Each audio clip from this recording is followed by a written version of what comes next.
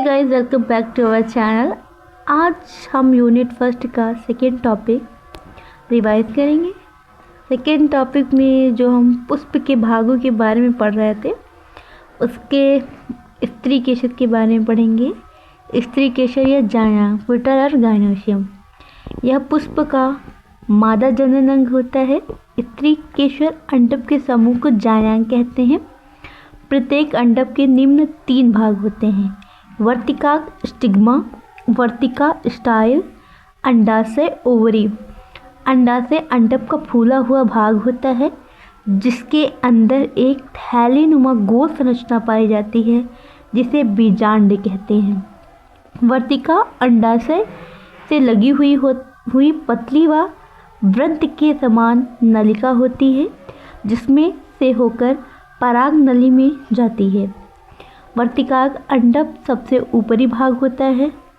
जो वर्तिकाग्र होता है वो अंडक का सबसे ऊपरी भाग होता है जिस पर परागण क्रिया द्वारा परागकण आते हैं और यहीं पर उनका अंकुरण होता है। ये रही स्त्री केसर की संरचना। ये एग्ज़ाम के पॉइंट ऑफ व्यू से इम्पॉर्टेंट है। पहले जो नीचे का हमारा पार्ट है ये हमारा होता है बाह्यदल और इसी के ऊपर हमारी पूरी स्त्री केसर पाई जाती है। सबसे ऊपर वाला पार्ट वर्तिकाग्र स्टिग्मा कहलाती है और बीच का जो सकरा पार्ट होता है उसे वर्तिका या स्टाइल को बोलते हैं और जो बीच में फूला हुआ भाग है इसे अंडाशय और अंडाशय के अंदर हमारा बीजांड पाया जाता है। एंड नेक्स्ट इज हम बीजांड के बारे में पढ़ते हैं। क्या है बीजांड? ये रहा हमारा बीजांड, जो इसका भी फिगर इम्पॉर्टेंट है बोर्ड एग्ज़ाम की पॉइंट ऑफ व्यू से। नीचे हमारे बीजांड में सबसे नीचे जो पाया जाता है उसे प्लेसेंटा या अपरा बोलते हैं।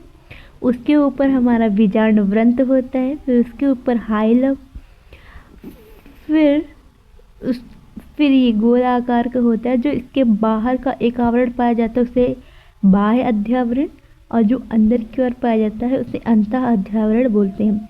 और इस बीजांड में कहीं कहीं पर न्यूसेलस की कोशिकाएं भी पाई जाती हैं। और इसके बीच में जो हमारा भ्रूण कोश होता है उसमें बीजांड द्वार के साइड में सहायक कोशा, अंड कोशा तथा द्वितीय कोशा पाई जाती है और बीच में हमारा द्वितीय केंद्रक होता है। सबसे लास्ट में प्राथमिक कोशाएं, निभाग जो चालाजा के साइड में होती हैं प्राथमिक कोशाएं, इन सब से मिलकर बना होता है हमारा भ्रूण कोश।